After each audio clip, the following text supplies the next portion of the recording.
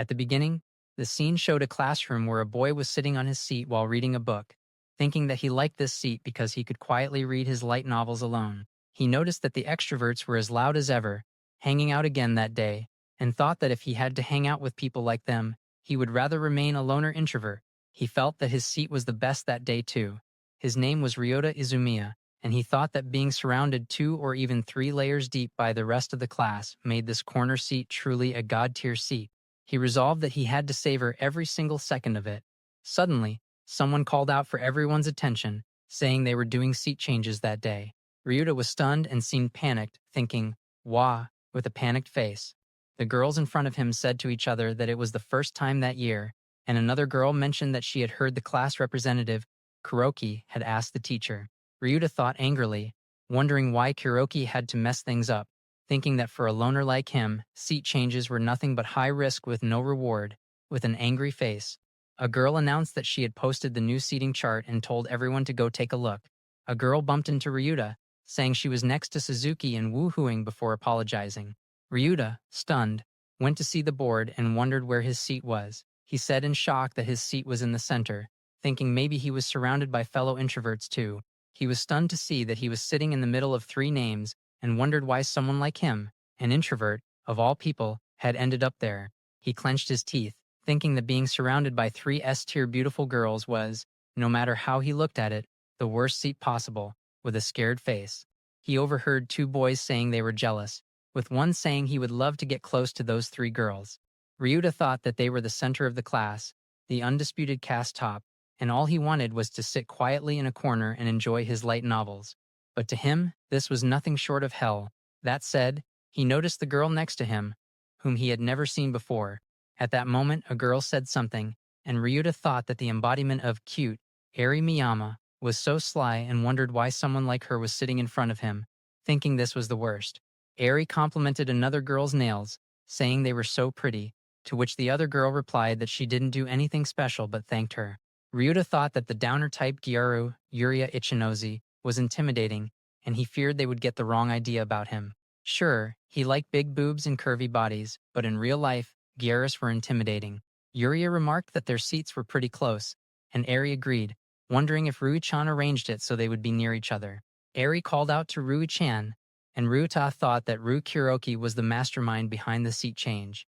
Rui then greeted Ryuta, saying it had been a long time and that they were neighbors starting that day, introducing herself politely. Ryuta, with a scared face, replied nervously, greeting her back. Rui smiled, and Eri seemed confused, while Yuria noted that the teacher was coming. The teacher said that the seat change was finished but warned them not to get too excited since it was only allowed because the class rep, Kuroki, insisted on it. The teacher added that seat changes were pointless and that they did not plan on allowing another one. Ryuta, with a tense face, thought in shock whether he was really stuck with that seat until the end of the second year. The teacher concluded homeroom. Ari asked Ri-chan if she knew Ryota, to which Ri replied that they were in the same class back in middle school. Ari reacted with a small, heh. Ryuta, while reading his book, wondered if Kuroki even remembered him and felt annoyed that he was curious about it. He told himself to calm down and decided to read his light novel. Suddenly, Ari exclaimed that it was a dirty picture book, which stunned and scared Ryuta, who told her to shut up. Yuria stared at Ryuta, making him think that she was totally judging him. Yuria then changed the topic, saying she was going out to buy sushi that day and asking the others about their plans. Ryuta thought, with a smile, that it was a girl talk and felt thankful that the teasing was over.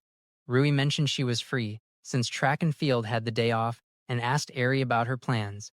Eri, with a tense face, apologized, saying she would pass that day because her boyfriend wanted to go to Starbucks after school. Yuria accepted it, saying it couldn't be helped, and Eri apologized again. Ryuta thought how enviable it was, realizing that a bottom feeder like him had nothing to do with that. Later, Ryuta was seen walking on the streets, thinking about what a day it had been and how the jealous stares from other guys were painful. He saw a boy and girl walking together, with the girl complaining the boy was pervy, and Ryuta, annoyed, thought, damn normies. However, he told himself that he had his beloved world of manga and light novels, and that day was the release day of the LN he wanted. At the bookstore, he saw that his novel was out of stock. The staff apologized, saying it was currently out of stock. Ryuta, in a soulless state, replied that he understood, thinking it was to be expected since it was his favorite web novel, Popeye Sway, or Boob Sucker, and that it couldn't be helped as it was a hot title. He called another bookstore, introducing himself and asking if they had that light novel in stock, feeling embarrassed, saying its name out loud. The girl on the line sounded unusually cheerful and familiar to him, and he wondered if he was imagining things. She confirmed they had 4 copies left. Ryuta thanked her, saying he would head over right away, and she replied enthusiastically.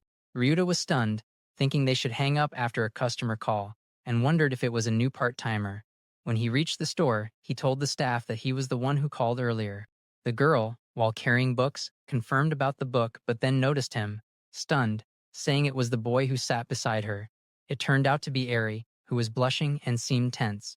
Ryuta was also tense and decided to pretend he didn't see anything, turning to leave.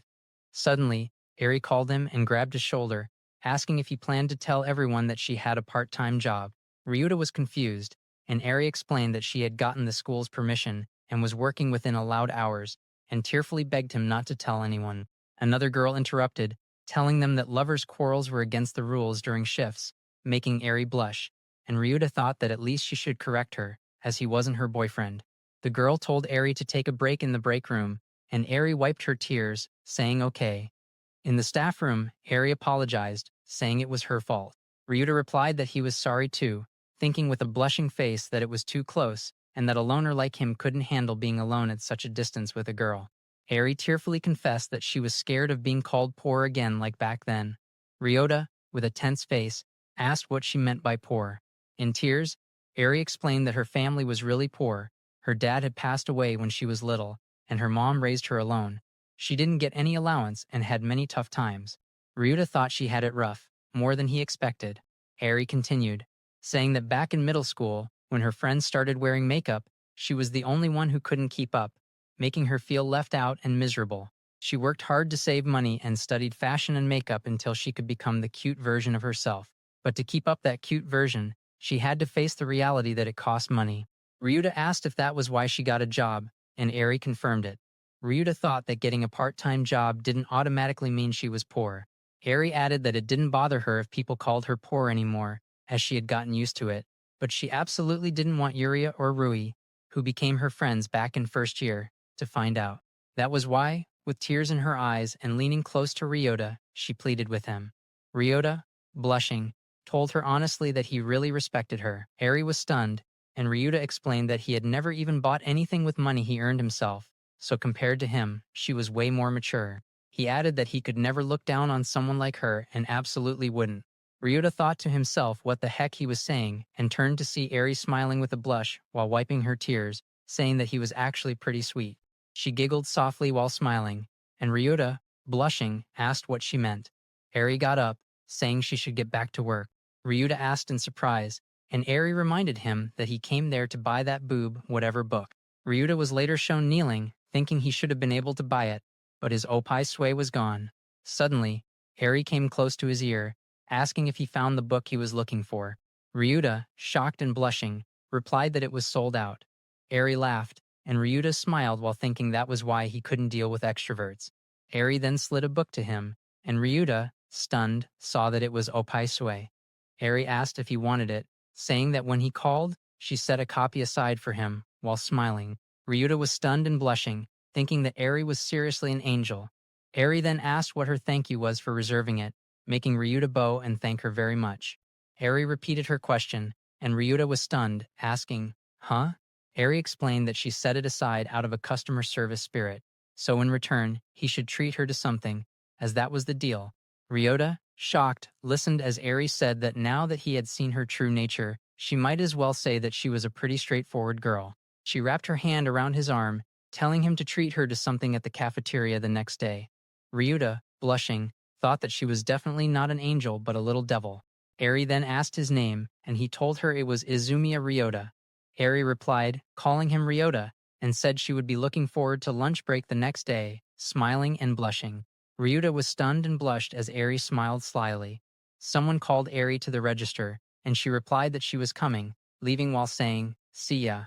Ryuta, with a tense face, thought in shock that having lunch with Eri Miyama, one of the queens of the school caste hierarchy, was totally insane no matter how he looked at it. Ryota Izumiya was sitting at his desk in the classroom, thinking that after the seat change, he ended up surrounded by beautiful girls, which sucked for him. Somebody from behind said they were jealous of Izumiya's seat, wondering why that otaku got such a spot when he was only into 2D stuff.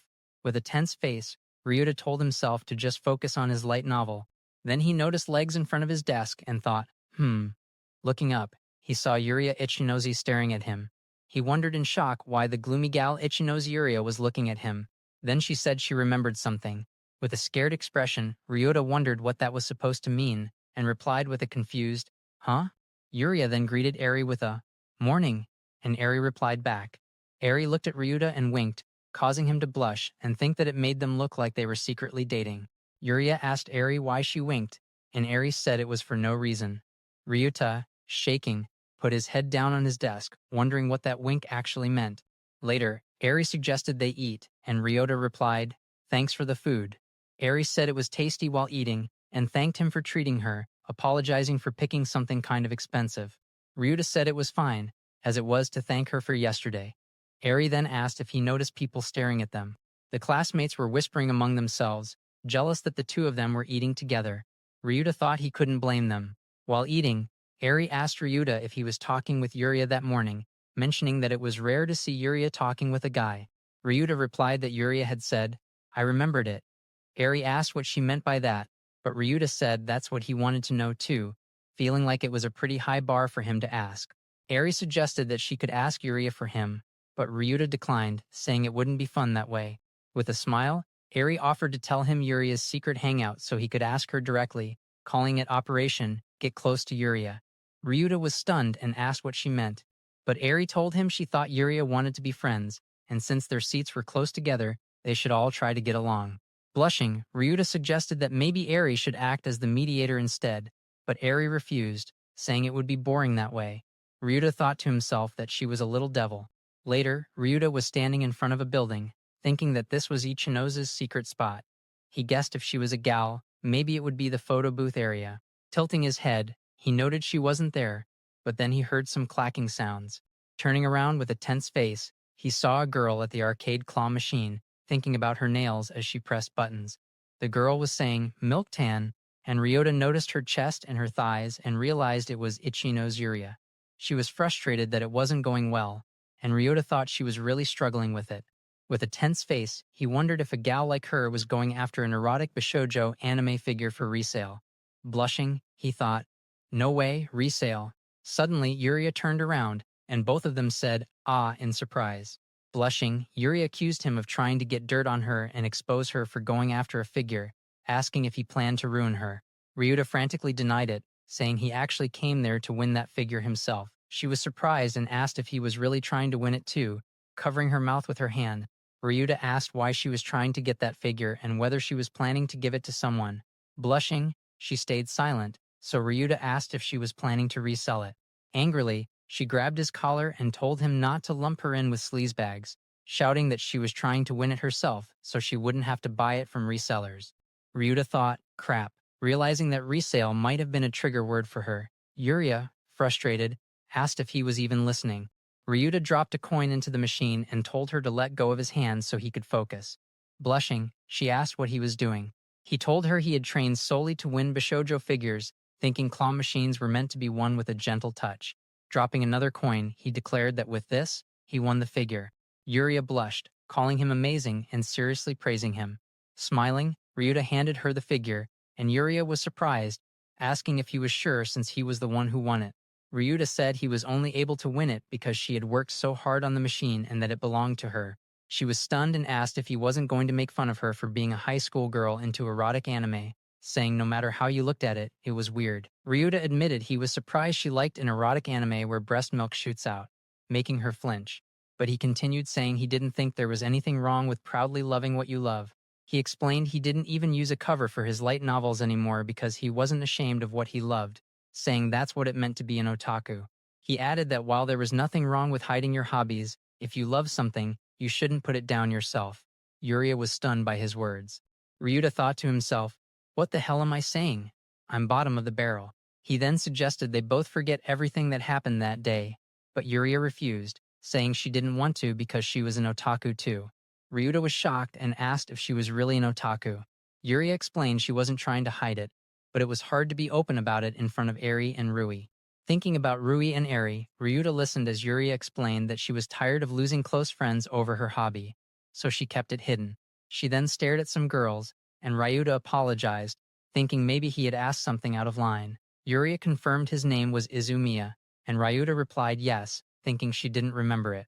She came closer, put her hand on his shoulder, and told him not to tell anyone she was an otaku, especially not Irie or Rui. Blushing, Ryuta promised he wouldn't tell anyone. Relieved, Yuria went to her bag and said that meant she didn't have to hide it from him. She took out a book and smiled, revealing that what she remembered that morning was actually the book's title, Opai, Sui. She asked for his line, deciding that he would be her partner for otaku talk from now on. Ryuta protested that it was too sudden, but Yuria threatened that if he didn't go along with her, she would tell everyone he had been eyeing her thighs lewdly, exposing him to everyone. Blushing, Ryota thought, she knows. Yuria laughed and said that from now on, that would be their relationship, smiling and blushing as Ryota blushed in defeat. While walking out together, Yuria asked if Oppai Sui ran on the web too, since its follower count was insane. Ryuta confirmed it, thinking he ended up forming a slightly different relationship with Ichinose compared to Miyama, noting that she was one of the top-ranking Garrus in their class. That night at his house, Ryota lay on his bed thinking about how surprising it was that Ichinose was an otaku. His phone beeped, and it was a message from Ari asking if he had asked Yuri about that morning. Ryuta thought he should cover up Ichinose's secret and replied vaguely. Ari messaged back, saying it was probably nothing big and to forget it, then added that since she told him about Yuria, she kind of wanted to drink the new frappe from Staba as thanks. Ryuta was shocked, thinking she got a taste with the katsu curry, and replied that if it was next week, it was okay. Then his phone beeped again with a message from Ichinose thanking him for today, and suggesting they watch a movie next time as thanks for the figure. Ryuta, scared, said there was no way he could go to that. Blushing, he thought about how he had a new frappe with Miyama and a movie with Ichinose, just the two of them, and how something like that happening in his gloomy life was unbelievable. He lay down thinking this was what they called a ryaju. Ryota concluded that it was all thanks to the seat change arranged by Kuroki Rui, wondering if it was deliberate or just a coincidence. If it was intentional, he questioned why someone like him, a gloomy nobody, got placed in such a prime seat. Thinking back to how they went to the same middle school but never even talked, he thought there was no way someone like her would even notice a speck like him. Meanwhile, at Rui's house, she was looking at a photo of Ryota with a smile saying, hee hee. Rio was yawning in class, feeling sleepy. He thought he had stayed up pretty late last night, chatting with the Chinos on Lime. As he dropped his umbrella in the stand, he thought about how she totally changed when it came to otaku talk. Suddenly, he heard someone say, ah, and turned his head to see Rui, who greeted him brightly, saying good morning and commenting that it was raining today. Rio, startled, replied with an awkward, ah, yeah, and thought to himself whether Kuroki was always this chatty. Then Eri arrived, greeting Rui cheerfully, while Yuria also greeted Rui from behind Eri. Rui asked Yuria if she had felt lonely and called Eri to walk to school with her. Yuria blushed and called Rui an idiot, explaining that Ari's umbrella broke, so she had to share with her. Ari teased Yuria to just be honest already. As Yuria glanced at Rio and blushed, Rio thought he had better make sure no one found out about yesterday. Eri asked Yuria what was wrong, and Yuria tried to brush it off, saying it was nothing. She said she would go ahead, and Rui, smiling, said she saw. Eri asked Rui if something was wrong, but Rui told her it was nothing and suggested they get going too. Rui turned to Rio and smiled, making Rio nervous.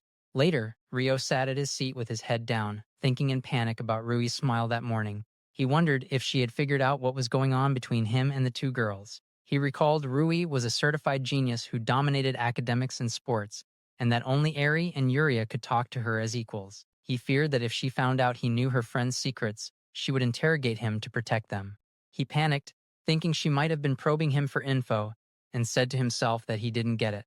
His phone beeped with a message from Eri, asking him to have lunch in the empty classroom on the third floor since Yuria and Rui were busy and she was alone. He responded with, Later in class 3 to 8, Eri called out to Rio, asking what he and Rui had been talking about that morning. Rio replied bluntly, asking if she thought he would just run his mouth about their secret. Eri denied that, saying what she wanted to know was why Rui was in such a good mood that morning.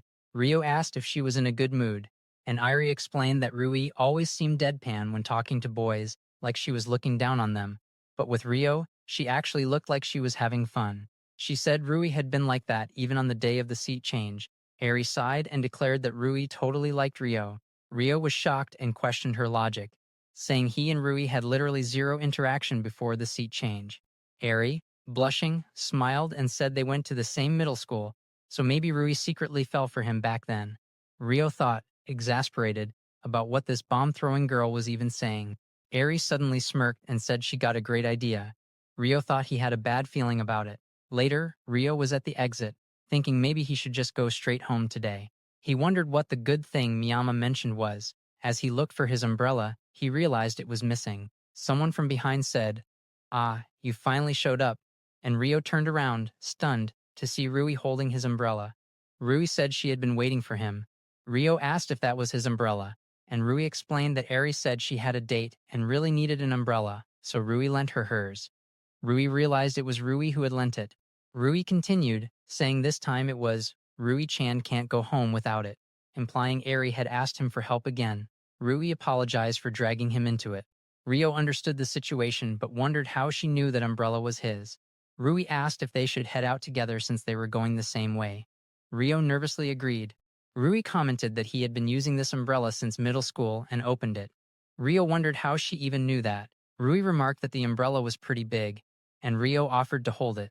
Rui smiled sweetly and stepped under it, saying, "Excuse me for intruding," which made Rio blush hard. Rui suddenly asked if he had a girlfriend recently. Rio, stunned and blushing, didn't answer immediately. Rui pressed further, asking if it was Yuria or Eri. Rio panicked, denying it frantically and saying there was no way a bottom-tier introvert like him could be dating anyone.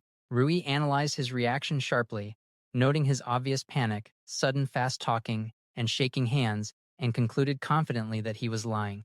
Rio thought she was like a detective with her sharp deduction skills. Rui asked him why he had lunch with Eri in the cafeteria yesterday and why he was lying to her. She pressed him to explain how they got close. Rio, with a panicked face, said he was just thanking Miyama because he ran into her at a store the other day and she let him have something he really wanted. Rui asked again if he was sure there was nothing between him and Eri, and Rio assured her there wasn't. Rui stared at him, then smiled and blushed slightly, saying she was relieved. Rio looked tense, wondering where this was coming from all of a sudden as Rui explained that she was always a perfectionist in academics and sports and couldn't relax unless she met everyone's expectations perfectly. She said she was glad he didn't become Aries and felt relieved. Rio, stunned, asked what that was supposed to mean. Rui, standing close to him, said that back in middle school, he was the only boy who never confessed to her. Rio, surprised, asked if he was really the only one, and what about guys who already had girlfriends? Rui replied that they only chose someone else because she turned them down, comparing them to people settling for cheap cuts when they really wanted Chateaubriand. She said love was cruel, but Rio didn't even look at the meat at all, which set him apart from all the other predators. Rui asked him if he actually liked her too but was just too embarrassed to confess. As she moved her face close to his, Rio blushed and said he didn't feel that way. Rui pressed her breasts against his chest, asking him to say he liked her. Rio, caught off guard, tapped his back against the wall and tried to leave, but Rui told him they were going to play a game. She wouldn't move from that spot until he confessed. Rio shouted that it was ridiculous and tried to leave, but Rui teased that leaving a girl alone in the downpour was cruel. With her face close to his, Rio blushed and thought that even if it was Kuroki, being forced to confess like this felt wrong. He told her to stop messing with him, saying she wouldn't be happy hearing a confession forced out of him. Rui grabbed his fingers and said, while blushing, what if she told him she would be happy? Rio blushed and asked, "Huh?" Rui, holding his hand, said she meant it, and ever since that day, she had always, suddenly, Yuria appeared behind Rui, scolding her for flirting and telling her to pick someone else. Yuria asked why Rui was walking home with Rio, reminding her that Eri borrowed Rui's umbrella, so Rui and she agreed to go home together instead. Yuria said she told Rui to wait while she finished up committee work, so why was Rui under Izumiya's umbrella? Rio thought it was weird since what Kuroki said earlier didn't match this. Rui stared at Rio, and Yuria told her to come along. Rui agreed, and they left together. Rio sat on the ground, thinking he wasn't totally sure what just happened, but it seemed Rui's whole game got canceled thanks to Ichino's. He decided to head home too. His phone beeped, and it was a message from Yuria apologizing for acting cold earlier, saying it was just for Rui's sake and calling him, my bad. Rio replied that she really didn't have to worry about that. Suddenly his phone beeped again with another message, and his face turned pale. Rui had messaged him, saying, since they got closer, she added him as a friend and told him to keep what happened earlier a secret from everyone. She warned him that if he spilled the beans, who knew what might happen. Rui then added, calling him by name, that she would make him fall for her, so he should just sit back and wait. Rio, scared, thought that was the opposite of reassurance. It was terrifying. His phone turned off, and he sighed, thinking why three beautiful girls were going after an introverted otaku like him.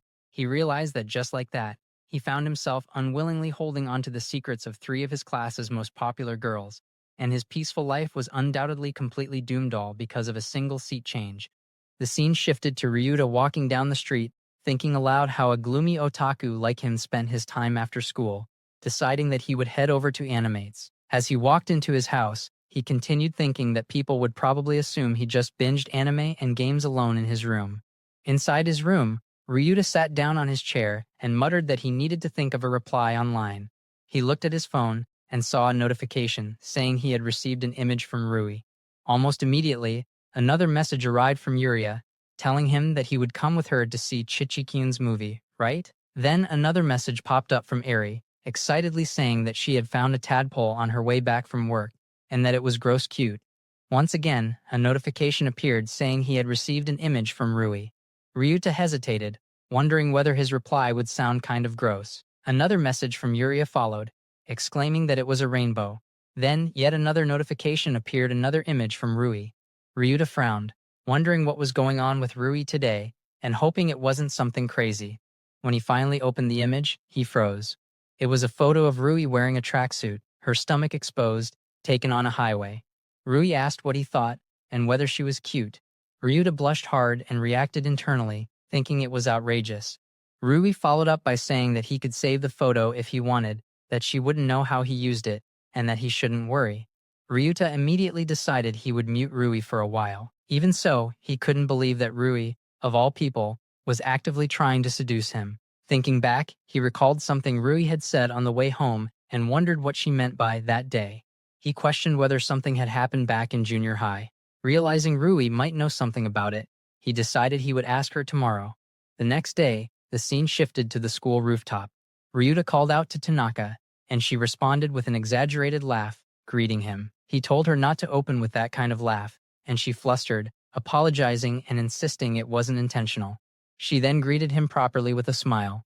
Ryuta identified her in his thoughts as Tanaka Kanade, his one and only otaku friend from middle school. She commented on how cloudy it was, and he replied before suddenly snapping that he hadn't come there to play pretend like they were some middle-aged married couple. She repeated the phrase in confusion. Ryuta insisted they went way back and begged her to believe what he was about to tell her. Blushing, she agreed to listen. He began explaining the truth, but Kanade immediately referred to that day. Ryuta panicked and shouted how a loner like him could possibly know anything about that, then awkwardly agreed with her. Kanade asked whether he truly had no idea and suggested that maybe he had helped someone without realizing it. Ryuta firmly stated that there were zero romantic vibes between Rui and himself and that he had never saved a beautiful girl in his life. Kanade agreed, saying the idea of him saving Rui sounded absurd, then suddenly froze as something came to mind. With a tense expression, she recalled an incident from junior high. Back when she was in the broadcast club, during the graduation ceremony in their second year, there had been a serious problem. She remembered being told to prepare the next equipment and panicking because the farewell speech from the underclassmen was about to begin. Rui, who was supposed to give the speech, had accidentally left the manuscript in the student council room. Everyone had been tense, realizing that even Rui couldn't give the speech without the script, and that there was no time left. Kanade explained that backstage had been in complete chaos. Ryuta then remembered that moment clearly. That was when he had fallen asleep and slipped off his chair. Thinking he was sick, the staff had rushed him to the hospital. Kanade confirmed that was exactly it, explaining that the two events were connected. Because Ryuta collapsed, the graduation ceremony was delayed for a few minutes. During that time, Rui slipped away, retrieved the farewell speech, and delivered it perfectly without a single mistake. Ryuta recalled seeing Rui smiling while looking at the empty chair. Realizing it, He understood that when Rui referred to that day, she was talking about the graduation ceremony. With a tense expression, he realized Rui believed he had helped her back then and that she had been aware of him for 2 whole years. Shocked, he muttered in disbelief. Kaned hesitated before asking whether, in the end, he planned to confess to Rui. Ryuta immediately denied it. Kaned agreed enthusiastically, saying there was no way he could confess. Ryuta then turned the question back on her. Flustered and blushing, Kaned admitted she was all about 2D characters and was currently obsessed with a VTuber, asking if he was the same. Ryota confirmed it, smiling and saying that they really hadn't changed at all. Kanade puffed her cheeks, stood up abruptly, and announced she was heading back. Ryuta thanked her, then wondered whether he had said something that upset her. Later, Ryuta walked down the hallway, thinking that thanks to Kanade, he felt much better. He opened the classroom door and froze. Yuria was asking whether he had studied for the classical literature test. Eri was sitting on his desk, saying she hadn't studied at all, and asking to see Yuria's notes. Rui announced that she was all set. As Raita walked toward his seat, he panicked internally, realizing Eri was sitting there. He silently begged her to notice him. Eri finally did, cheerfully apologizing and saying it was his seat. Yuria looked tense, while Rui remained expressionless. Ryuta scolded himself internally for letting Eri call him by his first name in front of everyone. Rui slowly repeated his name, then sharply questioned why Eri was calling him that. Eri panicked, covering her mouth and claiming she always called boys by their first names. Ryuta internally praised her quick save. Irie added that it was just a leftover habit from how she called her boyfriend. Yuria questioned her further, asking what her boyfriend's name was. Eri hesitated before blurting out a name that sounded suspiciously similar to Ryota's. Ryota internally protested the coincidence. Rui calmly noted how similar the names sounded, making Ryota panic internally. Yuria commented on how surprising it was that Eri revealed her boyfriend's name. Eventually, Yuria told Eri to return to her seat, and Eri quickly agreed. As Ryuta finally sat down, he sighed in relief. He reflected on how Rui's sharp intelligence and Eri's carelessness needed Yuria's presence to maintain balance. He then noticed his seat still felt warm and smelled nice from Eri, blissfully thinking about the healing power of Eri's presence until he felt a deadly stare from Rui. Eri leaned in and whispered into his ear not to forget their after-school date. The teacher announced the start of homeroom, and Ryuta realized his heart had skipped a beat. Yuria then muttered that he was getting way too full of himself and questioned why he was even close with Eri too. Ryuta grew tense, wondering whether this was actually his own fault. Looking forward, he thought about how he couldn't properly handle being surrounded by 3 beautiful girls and was now being stared at by all of them. He sighed, realizing things were going to be rough. The scene shifted to Kaned at her desk, blushing as she muttered that Ryuta was an idiot. After school, Ryuta started walking home, thinking it was time to head back. He overheard girls talking about stopping by Staba and remembered Eri mentioning a cafe.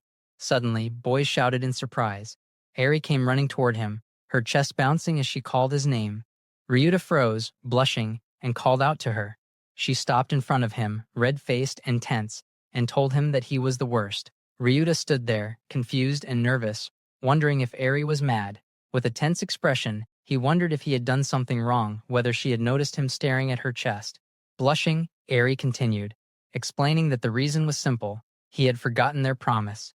She complained that he was so mean, and reminded him that they were supposed to go on a Steba date after school. Ryuta reacted in shock, blurting out that it was today. Eri confirmed it with a smile, reminding him that he had promised they would go to Steba together, and casually added that, of course, he would be paying. Ryuta thought bitterly that she had gotten a taste for it after the katsu curry, but also admitted to himself that cuteness was justice. Eri then hesitated and asked if he didn't want to go to Steba with her. Ryuta immediately bowed deeply and declared that it would be his greatest honor to accompany her. Eri burst out laughing, saying he sounded like an underling and teasing him about it. When he asked if it was really that strange, she suggested that maybe she should treat him this time, since he paid for her katsu curry before. Blushing hard, Ryuta insisted that he would pay. Eri grabbed his hand, thanked him cheerfully, and they walked off together. As they left, Ryuta thought to himself that this was actually his first time going to Steba. The scene shifted to Steba. Ryuta looked around nervously, thinking that everywhere he looked was full of extroverts. With a tense face, he carried drinks in both hands. Eri asked why he was so nervous, and he replied that this place was total enemy territory for an introvert like him. Eri tilted her head, then boldly declared that if she was an extrovert, then Ryuta was one too, since they were super close. Ryuta denied it flatly, insisting he was an introvert. Eri questioned why, then suggested they sit down. They took their seats, and Eri happily announced that it was time to dig in. She took a big sip of her drink and exclaimed that it was really good. Watching her, Ryuta wondered if it was truly that tasty. After taking a sip himself, he admitted that it was good. As people passed by chatting, Eri casually remarked that it looked like others thought they were dating. Ryuta sputtered in shock, repeating her words in disbelief. Eri admitted that she had never had a boyfriend before, so she wouldn't really know, but wondered if how close they were made them look like a couple. Ryuta thought that normally it wouldn't, but aloud admitted that she might have a point. He then realized aloud that Miyama had really never had a boyfriend. Eri froze, flustered, and quickly denied it, explaining that the boyfriend story was just a cover for her part-time job. Ryuta thought that she truly didn't want anyone to know about her job. He then mentioned how shocked he had been when she said the name Yuta in front of Rui that morning. Eri explained that at that moment, it was the only name that came to mind. Ryuta reacted in disbelief, but Eri brushed it off and declared that today wasn't about boyfriends at all. She explained that the real purpose was for Rui and Ryuta to get closer, calling that the good part. Ryuta immediately felt uneasy. Eri excitedly said she really wanted Rui to get along with Ryuta too, then started rummaging through her bag. Ryuta sighed as she pulled out her phone and explained that if Rui felt the same way, then communication with Ryuta was important. Smiling brightly, she revealed her plan, proudly calling it the Lime Communication Operation. Eri explained that it was easier to talk over Lime, and that even if Rui wasn't his girlfriend, getting closer was best. She declared step 1, exchanging Lime IDs. Ryuta reacted hesitantly, internally panicking. He looked at his phone and thought about the sexy selfie Rui had sent him. Eri then said she had already sent him Rui's ID and told him to message her right away. Ryuta thought desperately that Miyama was completely misunderstanding the situation. He reasoned internally that Rui only sent him selfies to maintain her perfect image and keep him interested, not because she liked him. He panicked at the thought of Miyama seeing those messages. Eri suddenly asked to see his phone and took it before he could stop her. Ryuta panicked, stammering in protest. Eri stared at the screen and asked what it was, realizing it was a photo Rui had sent him. She accused him of doing that every night and angrily called him gross, a creepy introverted otaku, telling him never to come near her again. Ryuta denied it desperately, thinking he had to avoid this outcome at all costs. He forced himself to think and quickly claimed that Rui was busy with club activities and that he would send proof of their chat later. He suggested doing it another time. Eri hesitated, then agreed, reasoning that Rui's tournament was coming up anyway. Ryuta thought he was safe. Still disappointed, Eri said she had wanted to see the two of them talk in real time. Ryuta then asked why she was always trying to pair him up with others, mentioning Yuria as well. Eri admitted that this time it was also because Rui seemed to like the idea. Ryuta was surprised. Eri pointed out that he was always by himself, and while he agreed, she said she thought hanging out with everyone was fun too. Smiling warmly, she said that since their seats were close, she wanted him to enjoy spending time with her and the others as well before quickly, adding that she was just kidding. Ryuta said nothing at first, then thought that Miyama was actually very kind, maybe too kind. He told her not to worry, and said that even if she didn't force herself to get along with him, just talking with her was fun.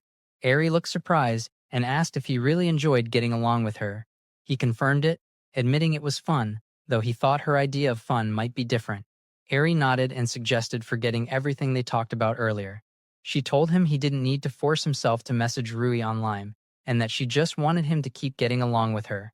She asked him if he had fun when he was with her. Ryuta answered nervously that he did. Eri then declared that from now on, she would make his high school life fun. With a wink, she said that Ryuta would keep her secret, and she would make sure he had fun, calling it a win-win. Ryuta blushed, thinking that no matter how he looked at it, he was the only one benefiting. Eri added that since they were sharing secrets, that made them special, so of course they should get along. She leaned in close, smiling, and Ryuta agreed awkwardly.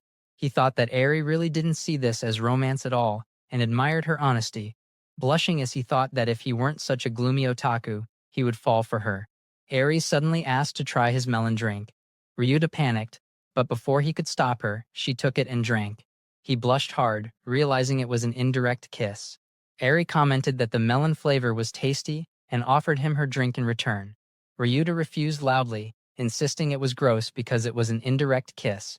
Eri teased him for being hung up on that and admitted she didn't really mind, saying she didn't even think twice about swapping drinks with the other two.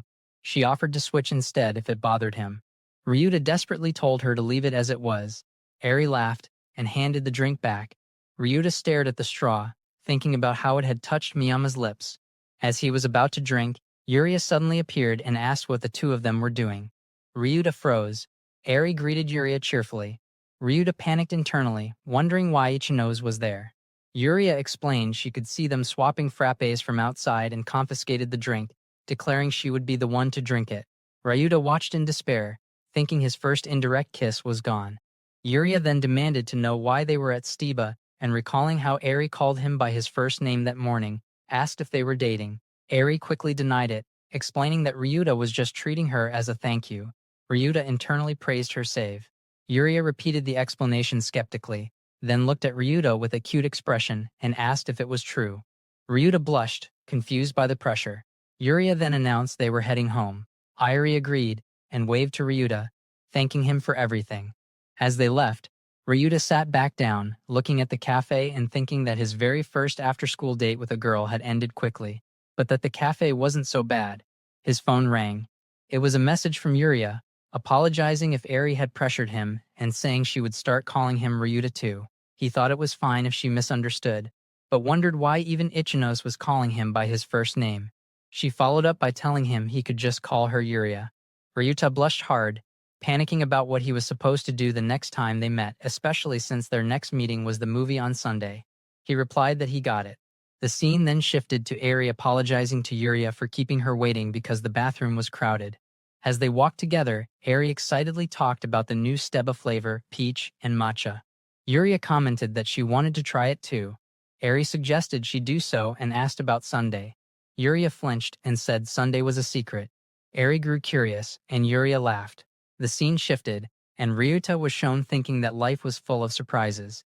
He checked his watch. It read 9:58 a.m. He wondered aloud whether his outfit looked weird, then thought about how strange it was that a gloomy loner like him was worrying about his clothes because he was meeting a girl for a date. From behind him, Yuria apologized and asked if she had kept him waiting. Ryuta was startled and thought that the girl he was meeting was. Yuria greeted him properly, saying it was nice to meet him today. Ryuta thought about how unbelievable it was that he was out with Ikenos Yuria, the queen of the class cast. He looked at her and let out a small, awkward sound. In his thoughts, he noticed her casual clothes and her amazing thighs. While he was blushing and staring, Yuria suddenly grabbed his face with her hand. Ryuta gasped in surprise. While holding his face, Yuria told him he was staring too much and instructed him to look at her face instead of her thighs. Still blushing, Ryuta apologized. Yuria immediately asked if that was his kink. Ryuta answered honestly that it was. Yuria reacted instantly, calling him gross for answering so quickly. She then told him to keep that kind of thing just for her. Ryuta was internally shocked. Yuria warned him that if he tried that with another girl, he would lose his place. Blushing, Ryuta wondered if that meant it was okay as long as it was Ichinos. He nervously agreed. Yuria told him to hurry up and go see the movie with her, and called him by his name. They began walking, and Ryuta asked whether she had thought he was gross when she found out he was an otaku. Yuria replied that she had not and questioned why she would. She said that someone who looked like a flashy gyaru on the outside but was secretly the same as her usually felt like a trap. Ryuta thought about how Ichinos might have had a falling out with her friends in the past, and wondered if that was why she was so sensitive about it. Deciding to be honest, he told her that he really appreciated it. He said there were not many gyaru who could understand otaku culture, and that having an understanding gyaru like Ichinos made him very happy. Yuria smiled and let out a thoughtful sound while blushing. She then told him that more importantly, she had told him to call her Yuria, yet he was calling her Ichinos again. Ryuta apologized and tried calling her Yuria, adding Chan. Yuria immediately told him not to add Chan, calling it gross. Ryuta thought that she was a gyaru with a lot of demands. They were then shown walking toward the theater. Yuria looked excited and commented that being able to witness Milk Tan's breast milk on a giant screen like this was seriously moving. Nearby, a heavy-set man shouted that the seats were god tier. Ryuta and Yuria sat down, and Yuria admitted that it kind of made her nervous. Ryuta agreed. Yuria asked whether Ryuta normally wore Mo t-shirts. He replied that he wore them every now and then, looking tense. Yuria then asked why he was not wearing one today, and added that he looked kind of cool, blushing as she said it. Ryuta stammered and internally panicked, thinking about how it was his first time going out with a girl and how he had dressed nicely because he was hyped. He wondered if that sounded gross. Yuria encouraged him, telling him there was nothing wrong with that. Ryuta explained that it was because he was walking next to Ichinos. Yuria asked what that was supposed to mean. Ryuta said he could not exactly walk next to a beauty like Ichinos while wearing a Mo t-shirt, and that he thought it would be rude if his hair were messy as well. Yuria gulped and blushed hard. Ryuta worried that he might have seriously upset her and nervously called out to her. Yuria, shaking, asked if he really thought she was a beauty. Ryuta said that he did and expressed disbelief that she did not realize it herself. Yuria shouted that she was aware of it, then admitted that she had just been thinking that Ryuta felt the same way too. Ryuta smiled. Yuria immediately pointed out that he had called her Ichinos again. He apologized and corrected himself, awkwardly saying her name. Yuria smiled and said that was better. She then announced that the movie was starting. After the movie, the scene shifted to the escalators. Yuria exclaimed that the movie was amazing. Ryuta commented that the story was surprisingly deep and interesting. Yuria went on about how Milktan, despite being super lewd, ended up with massive boobs, and how the breast milk becoming a weapon was tear-jerking. Ryuta gave a small, stunned response. As they walked, Ryuta asked if she wanted to grab food next. Yuri apologized and said she was not hungry yet. She said that more than food, there was somewhere she wanted to go and implied that he understood. The scene shifted to a store. Yuria drooled slightly and called it actual heaven. Ryuta asked if it was her first time coming to animate. She admitted it was and said that coming alone had felt intimidating. Ryuta smiled to himself, thinking that he understood and that it must have been even harder for someone who looked like a Gyaru. Yuria added that she was super relaxed today because Ryuta was with her. Ryuta blushed and asked if she really meant that. She confirmed it. Ryuta clenched his fist, thinking about how happy that made him. Yuria suddenly pointed something out, excitedly calling attention to a special corner for Jukyun. She bent forward and exclaimed that they even had milk-tan boob mouse pads. Ryuta thought that her backside was far more impressive. Yuria asked if she could take a moment to think about what to buy. Ryuta agreed and said he would check out the light novel section. Standing there, Ryuta thought about how he had already finished Grandma Vampire. Yuria noticed him and smiled. Ryuta asked if she had figured out what she was getting. Yuria asked him whether the milk-tan jumbo boob baby bottle or the boob mouse pad was better. Ryuta internally questioned what kind of choice that was and suggested the mouse pad would be more practical. Yuria replied that she still wanted to fully enjoy the breast milk splash feature. Ryuta thought she was something else. Yuria decided to get both. She walked out happily and commented that it was a pretty good haul. Ryuta thought about how she was completely an otaku inside a Gyru's body, and how seeing her carrying the store's blue bag felt oddly refreshing. Yuria then asked where to go next, and said there was one more place she wanted to visit. Ryuta questioned it, and she confirmed it with a grin. The scene shifted, and Ryuta recognized it as an arcade. Yuria asked him to play the crane game for her again. Ryuta agreed and asked if that was the figure she wanted, calling her Ichinos again. Yuria complained about him using her last name and said she preferred being called Yuria. Ryuta said he was not used to it and tried saying her name again. Yuria approved. She then reflected on how they had been total strangers the last time they were there. Yet only a few days later, they were back as friends. Ryuta agreed and said he had not thought he could talk so casually with her. Yuria laughed and said it was seriously funny. Blushing, Ryuta asked what had made her become an otaku. He admitted he was curious about why she had gotten into anime and thought about how he had not planned to pry into her past but wanted to take one small step in today. Yuria hesitated, then said it was the first time she was saying something like this. She explained that the blue bag held a memory from when she was in the lower grades of elementary school. In the flashback, she called out to a boy her age and invited him to play since he had been reading alone. When they parted, the boy thanked her and gave her a manga. She explained that the manga was the start of everything. It turned out to be from a boys' magazine and was kind of pervy, but cute, and it made her feel tingly. Before she knew it, she was completely hooked on manga. She added that she admired the gal heroine from that series and said that was the reason she was who she was today.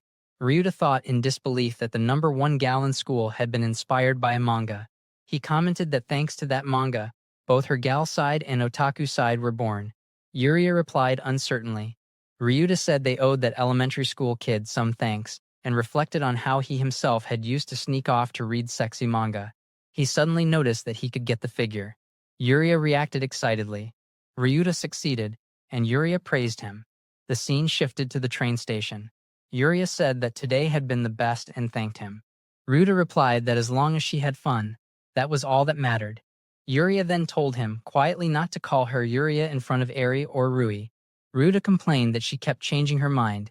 Yuria said she did not mind being called Ikanos instead, but warned him that if Eri and Rui misunderstood something, it would be his problem. Ryuta thought of Rui and bowed, asking to call her Ikanos. Yuria laughed and accepted it. She then said that things would get busy with culture festival preparations but asked him to hang out with her again. Ryuta agreed. She made him promise. The train announcement played, and Yuria said it was her stop. She said goodbye and left. After she walked away, Ryuta's legs shook. He sat down and admitted the date had been nerve-wracking, then smiled, thinking it had been simple but really fun. He reflected that this must be what a date felt like. Suddenly, the train announcement said the next station. Ryuta realized it was his stop and panicked. He rushed out and noticed a girl sitting on a bench, flipping through a book. As the doors closed, he recognized her. It was Rui. Ryuta froze in place and called out in shock, asking if it was Kuroki. Rui responded with a soft, "Oh my," laughing as she closed her book and stood up. Still stunned, Ryuta heard her remark that it was quite a coincidence. Addressing him as Ryuta-kun, he wondered why Kuroki was here at all. Rui stepped closer and commented that he was all dressed up, asking whether he had been on a date with someone. Ryuta hurriedly denied it aloud, while internally panicking and apologizing in his mind that it had actually been with Ichinos. Rui reacted with mild surprise and leaned in to sniff him, remarking that he kind of smelled like a girl. Ryuta backed away, blushing, and hastily claimed it had been a maid cafe. Rui echoed the words in curiosity, and Ryuta, flustered, insisted that otaku went to maid cafes on Sundays, declaring that they were creatures who craved maid service. Rui smiled and gently pitied him, calling him a poor Ryuta-kun as she walked past.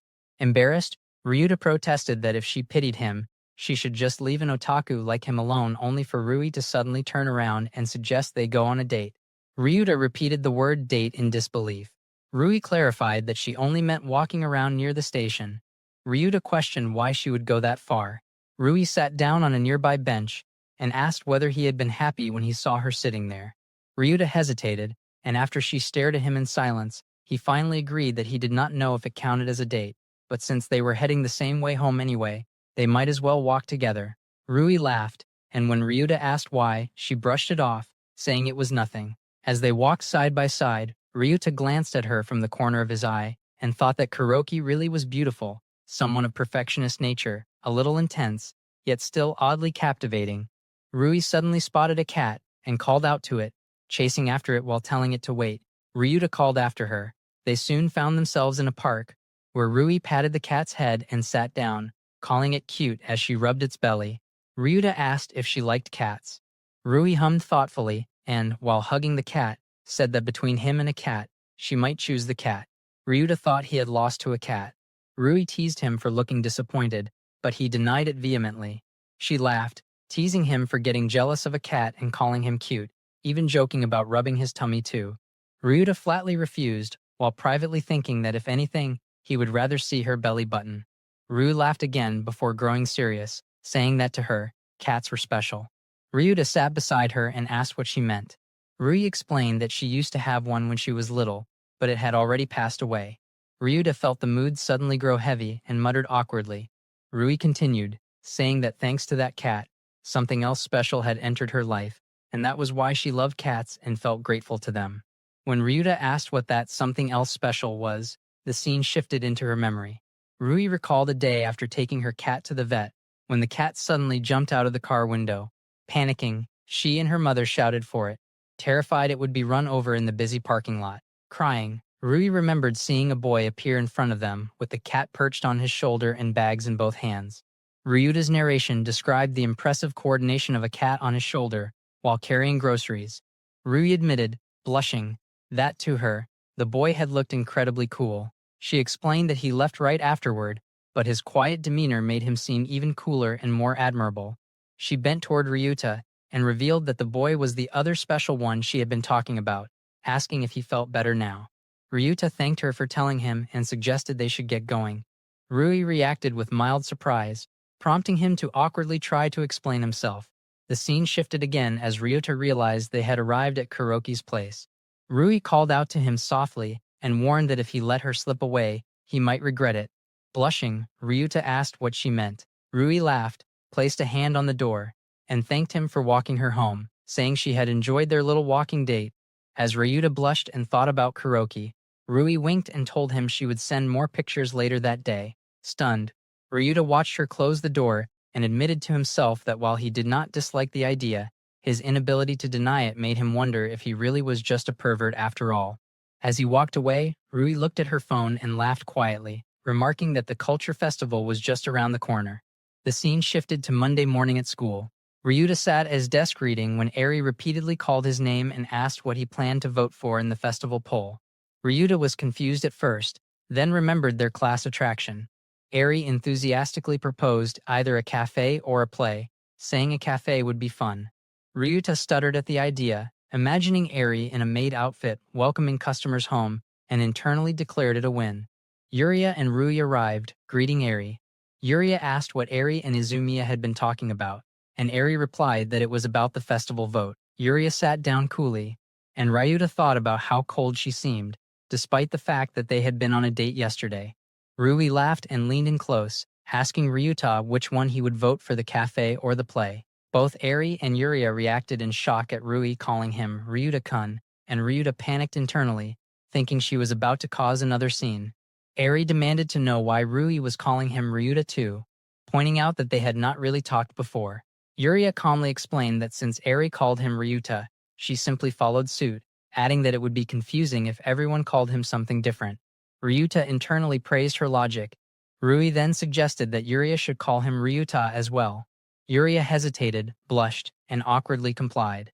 Ryuta responded, thinking it was unfair since she had already been calling him that non-stop yesterday, but realized that now everyone called him Ryuta.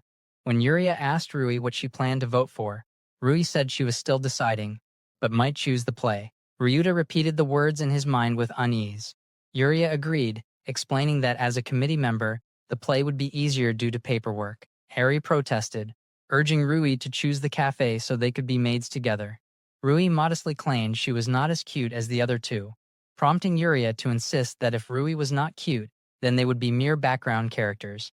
Rui playfully lifted Yuria's chin, teasing her for complimenting her, while Yuria insisted she was just stating facts. Eri eventually agreed to choose the play to make things easier for Yuria. Ryuta decided he would probably vote for the play as well, reasoning that he would likely end up as a stagehand anyway. When the teacher announced the results that Class 2B would do a play, Ryuta acknowledged the outcome. As the teacher moved on to discuss the performance, Rui raised her hand and suggested Snow White, smiling at Ryuta.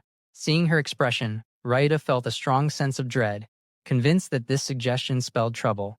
Rui stood up and suggested Snow White, adding that if they tried something original, preparation would become difficult, so a classic work would be best. Ryuta, his face tense, thought that Snow White only woke up if a handsome prince kissed her, and that it was basically the downfall of a spoiled, neat girl. He wondered why anyone would choose a story with a kiss scene. The boys in class reacted immediately, saying Snow White sounded great, calling it a brilliant and amazing idea, and agreeing enthusiastically because Kuroki had suggested it.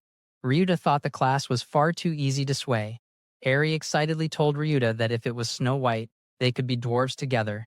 Ryuta internally doubted the existence of a dwarf like her. Rui then added that doing a normal play sounded boring and proposed a twist. The boys would play Snow White, and the girls would play the prince. Ryuta froze, thinking in shock that it was a gender-swapped Snow White. He observed the class and realized that while it was fine for the girls, it would be nothing but humiliation for the boys. Even though it was Rui's idea, he felt uneasy. Some students voiced approval, saying they liked it and that it sounded fun, agreeing simply because Kuroki had suggested it. Rui declared the decision settled. Ryuta realized the class had turned into unconditional approval bots and thought that this was the overwhelming force of someone absolute like Kuroki Rui. Yuria instructed the class to split by gender and decide the cast roles, and the class agreed. Among the boys, one student commented that even for Kuroki, Having a boy play Snow White was rough, while another said cross-dressing was too much. Ryuta thought this was what peer pressure led to. Another student noted that Kuroki would not even play the prince since nationals were coming up and she would not have spare time, which Ryuta acknowledged as true. Someone else said that if it was not Kuroki, he would pass, while another admitted he would accept if Eri were the prince, but otherwise the risk was too high. At that point, the boys suggested Izumiya as Snow White. Ryuta reacted in shock. One student bowed and argued that Izumiya had the best grades among the guys and would be good at memorizing lines. Another urged him to accept. Ryuta protested that grades had nothing to do with this and internally panicked, telling himself to reject it because being the lead was far too much for him. He glanced at Rui, who smiled. Hesitating, he finally agreed, declaring that he would do it. The class erupted in excitement. Ryuta immediately regretted it, thinking he was an idiot and should have just said no. Yuria wrote his name on the board and announced that the boy's Snow White role would go to Izumiya-kun.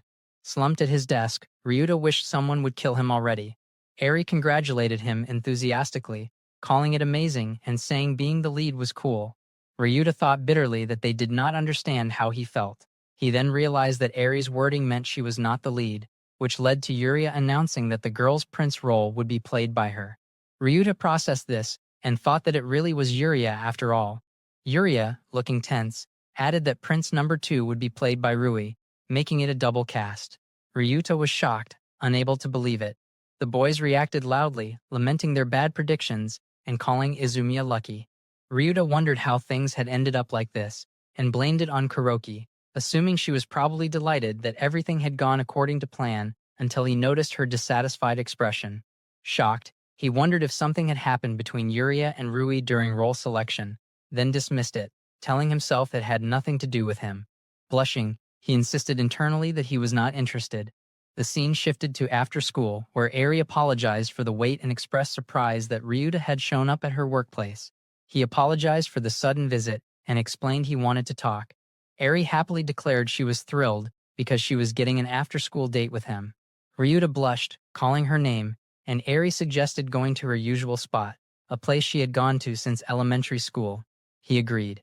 As they walked, Eri asked what he wanted to talk about. Ryuta explained that Ikenos and Kuroki had ended up double cast and asked what it was like when the roles were decided. Eri asked if he was curious, and he admitted he was, adding that she was the only female friend he could ask. Eri leaned in playfully, saying that being the only one made her happy. Ryuta blushed, thinking she was incredibly cute. Eri explained that when choosing the prince, everyone initially pushed for Rui, but Yuria stopped it, saying Rui had nationals coming up and offering to do it herself. Eri remarked that Yuria was kind. Ryuta agreed but questioned why Ichinos would not be chosen after that. Eri explained that Rui supporters and Yuria supporters split evenly, so they settled on double casting. Ryuta called it ridiculous, while Eri cheerfully promised to support Princess Ryuta as one of the dwarves. He thanked her. They arrived at Eri's favorite dagashi shop. Ryuta was shocked it was not a cafe like Starbucks. Eri explained that dagashi shops were cheap and let her eat lots of snacks, which she loved. Ryuta reflected that she must have gone through a lot.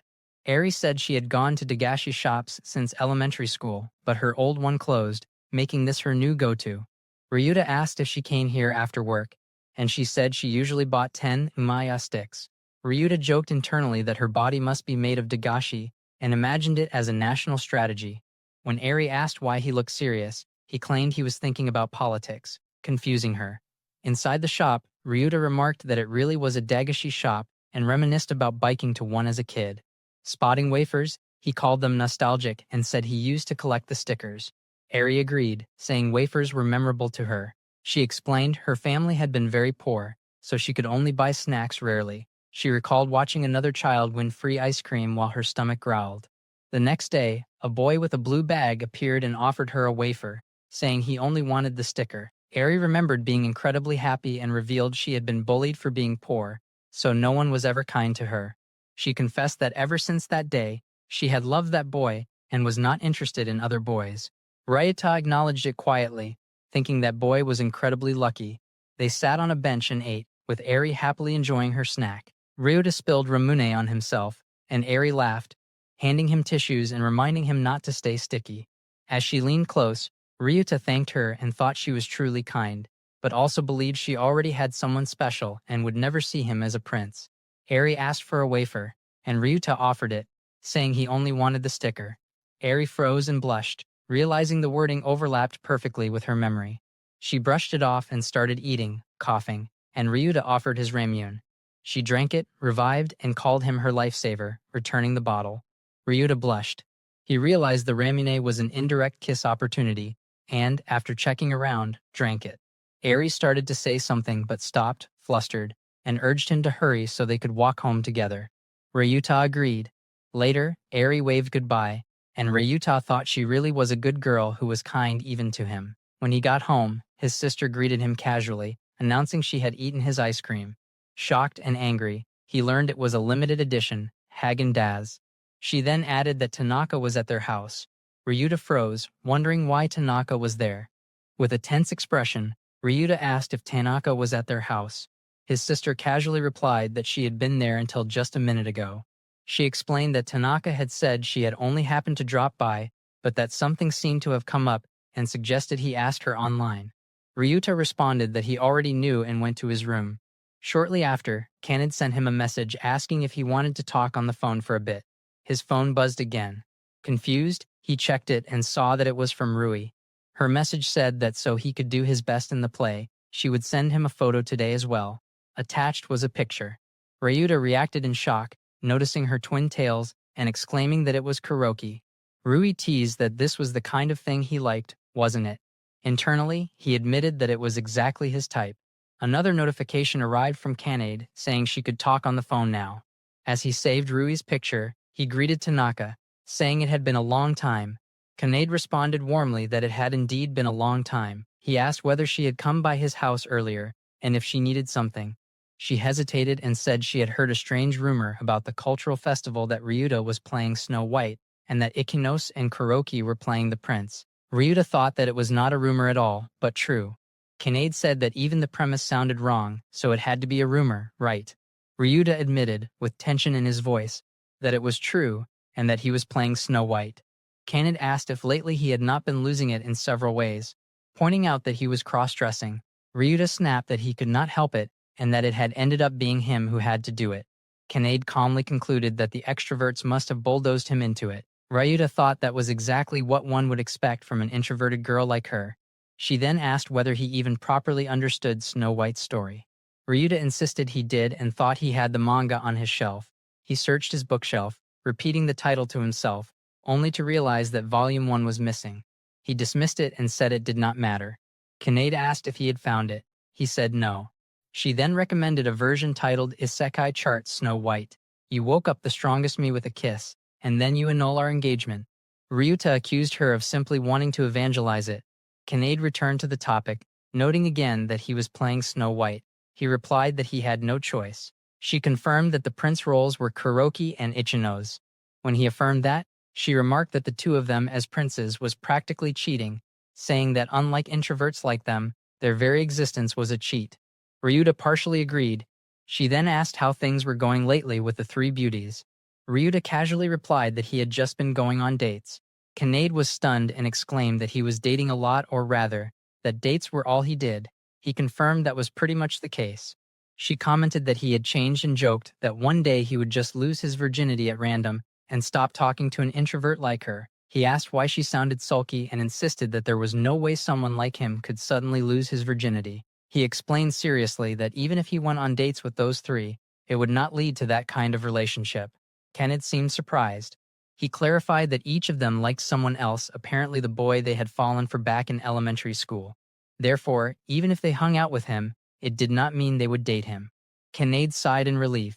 Ryuta wondered if she was that relieved, knowing he was still an introvert.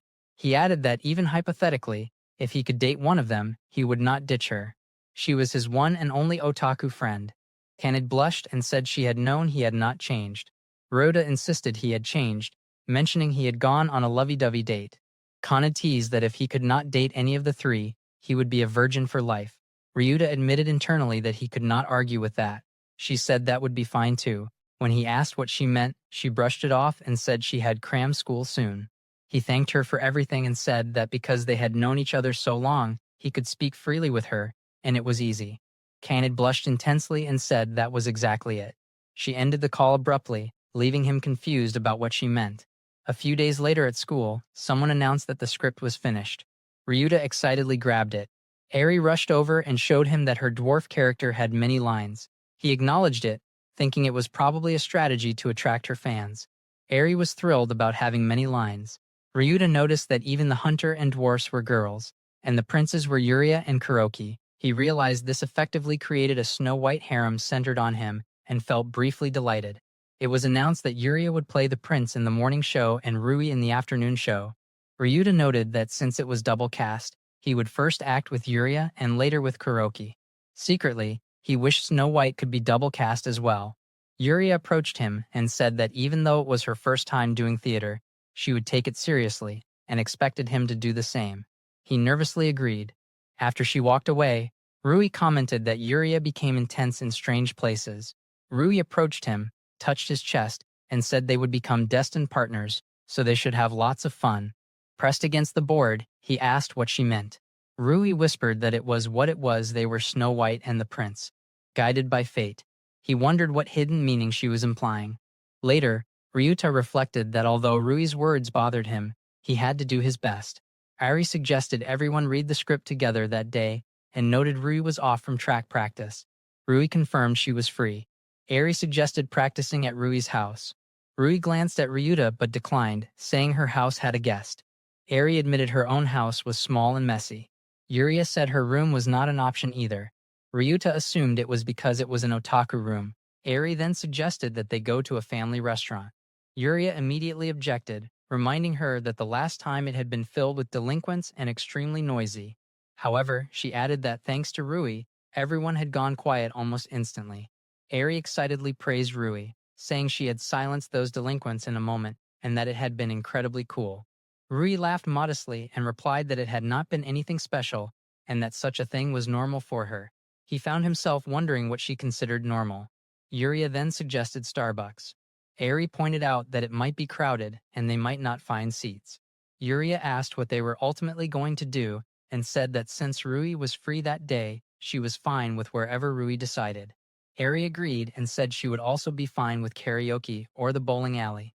Yuria sighed and reminded them that they were supposed to be reading the script together, not playing around. Ari teasingly called her a goody two-shoes and, with a mischievous smile, added that for someone so proper, her underwear that day had been surprisingly flashy. Yuria immediately protested, flustered, and told Ari not to say strange things.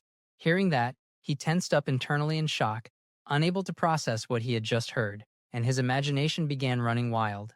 Yuria grabbed Ari and scolded her again, while Ari apologized repeatedly. As he watched the two of them struggle, his thoughts spiraled into exaggerated fantasies, until Rui suddenly covered his eyes from behind. Startled, he turned and realized it was Rui, who was laughing softly.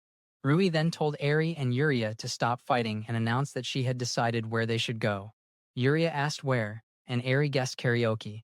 Rui calmly replied that it was not that. She placed her hand on his shoulder and said she wanted to go to Ryuta's house. Both Ari and Yuria were stunned. He froze with a tense expression, realizing that perhaps the smile Rui had shown earlier had been part of a plan. Irie quickly said she also wanted to go to his place, and Yuria added that it might be a good place to relax. He felt the situation coming together far too smoothly. In his mind, he pictured all three of them sitting on his bed. The realization hit him all at once they were really coming to his house. Irie cheerfully declared that it was decided. The three girls stood in front of him, and Ari announced that they were coming over to Ryuta's place, leaving him completely stunned. Then the scene shifted to the four of them walking home together. Ari remarked that it felt kind of fresh walking home as a group of four, asking if it did not. Rui suggested they grab some snacks at the convenience store. Yuria agreed that if they were hanging out, it was a must. Ari then pointed out that Ryuta's place had games and other things, right? Ryuta wondered how this had even happened. He nervously clarified that they were coming over to read through the script and would go home once they were done, right? The three girls said nothing. He called out to them, but they remained silent. When they arrived in front of his house, Ari cheerfully announced that they were at Ryuta's house. Panicking, he asked them to wait just 3 minutes so he could tidy up his room. Yuria refused and told him to let them in already. Ari said she wanted to sit down. Yuria added that they would not mind if it was messy. Ryuta insisted that he minded. Yuria finally relented, saying they would wait 3 minutes for now. He thanked them awkwardly and rushed inside, thinking he had to do something in 3 minutes. He realized there was no time to put away his otaku merchandise. They already knew he was an otaku anyway. More importantly, he needed deodorizer spray. He hurriedly sprayed it, thinking that at least the smell would improve. Before he could finish, Irie opened the door, announcing that time was up and that 3 minutes had passed as she stepped inside. He tried to stop her, calling out to Miyama. She responded with a confused sound. Rui entered and observed that this was Ryuta-kun's room. Irie exclaimed that there were tons of girl wall scrolls. Yuria remarked that she had been thinking this for a while, but Ryuta really was such an otaku. He internally shot back that she was one too. Trying to regain control, he declared that they should focus on the script. Eri suddenly commented that it smelled like deodorizer spray. He admitted he had used it earlier, figuring the room might stink.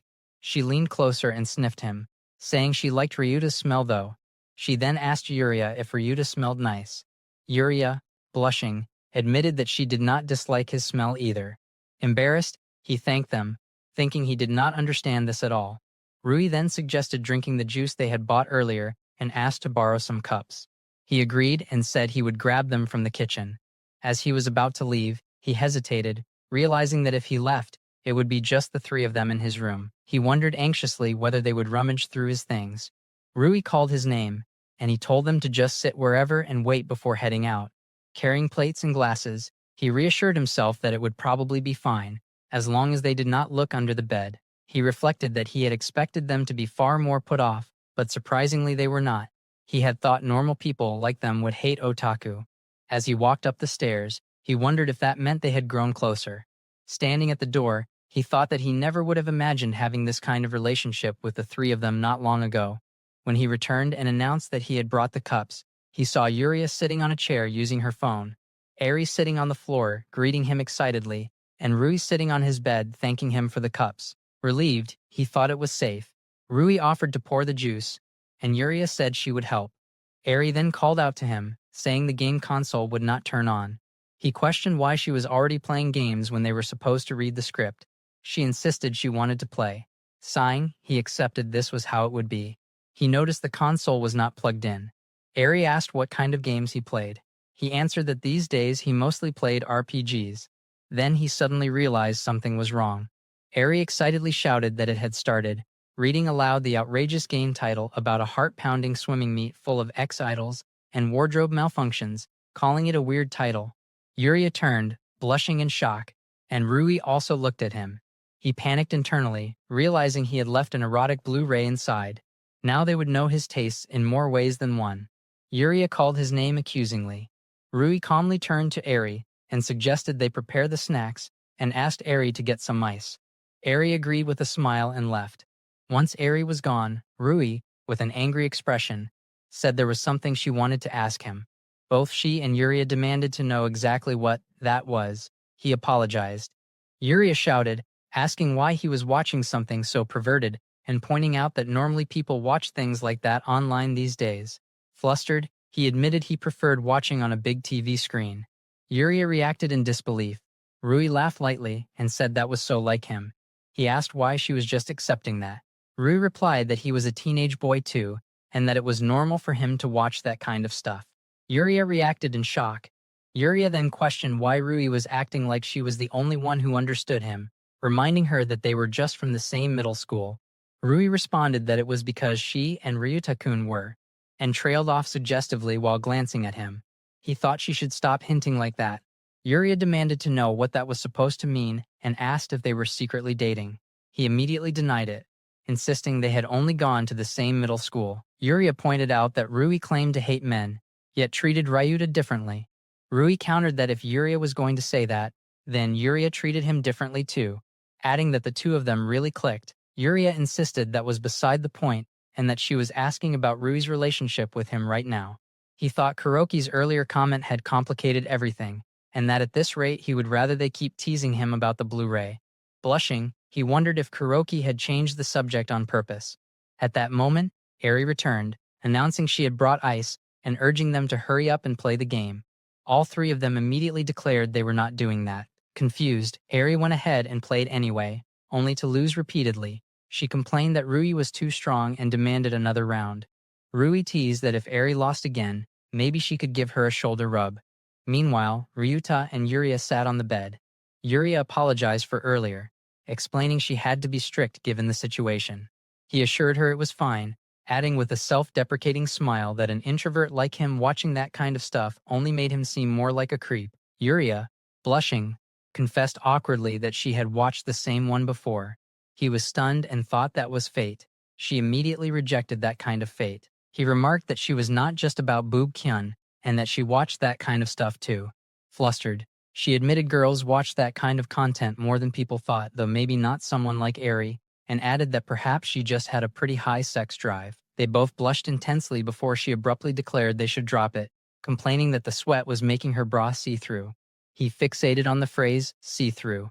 She then asked why Volume 1 of Lucky Plus H was missing from his shelf. He replied that it had been a long time, and he did not remember, since he had bought it ages ago. She awkwardly noted it was from when they were in elementary school. He offered her Inago 1000% if she wanted something similar. She quickly declined, saying it had just caught her eye. Yuria suggested they should probably rejoin the others before Eri sulked. In the background, Eri complained about losing 20 times in a row and begged Rui to go easy. Rui laughed. Yuria told Eri not to get mad and scolded Rui for being immature. Eri protested that if Rui was being immature, did that make her a child? He silently agreed. Yuria awkwardly deflected. Eri then suggested they play something for 4 people, like a party game, and insisted Ryuta join too. Standing close to him, she asked if they seriously had no intention of reading the script. All 3 girls replied nope. He thought that was just like them. Eri suddenly asked Ryuta if he had a trash can, because she wanted to throw away the snack wrappers. He handed one to her, saying it was there. As she looked inside, she thanked him but then froze, staring at a blue bag. She muttered that it could not be what she thought. Ryuta asked what was wrong, calling her Miyama. Blushing, she quickly insisted it was nothing and claimed she had just thought you did not often see blue bags like that. He questioned whether that was so. Sitting down on his bed, he asked what they should play next. Eri excitedly said she wanted to play Life Sugoroku, noting that it looked like 4 people could play. Rui commented that, if she remembered correctly, the game even allowed players to marry each other. Both Eri and Yuria visibly reacted. Eri hesitantly asked if it had that kind of feature. Yuria, blushing, remarked that Rui sure seemed to know a lot. Ryuta sensed a strange atmosphere and wondered what this vibe was. Eri declared that she wanted to become super rich, so she would study a lot in the game. Yuria teased that it was the total opposite of real life. Eri asked if Yuria had said something, and Yuria quickly denied it, stating she was keeping it realistic and would polish her looks like crazy. She then asked Rui what she would choose. Rui calmly replied that she would probably go with talent. Ryuta thought that answer was so, like karaoke. As the game entered the adult phase, Eri complained loudly that she did not have any money. Ryuta realized this was the adult stage, and remembered there was a marriage option. He wondered what the 3 of them were planning to do. Rui hummed thoughtfully, and announced that she would propose to Ryuta-kun, since they were playing princess and prince in the play anyway. Ryuta shouted in shock. Yuria, blushing, declared that she was a prince too, so she would choose Ryuta. He protested weakly. Eri immediately followed, announcing that she would propose to him as well. Overwhelmed, he stammered at the 3 of them. Rui said that if he married her, he would never have to work again because she would take care of him.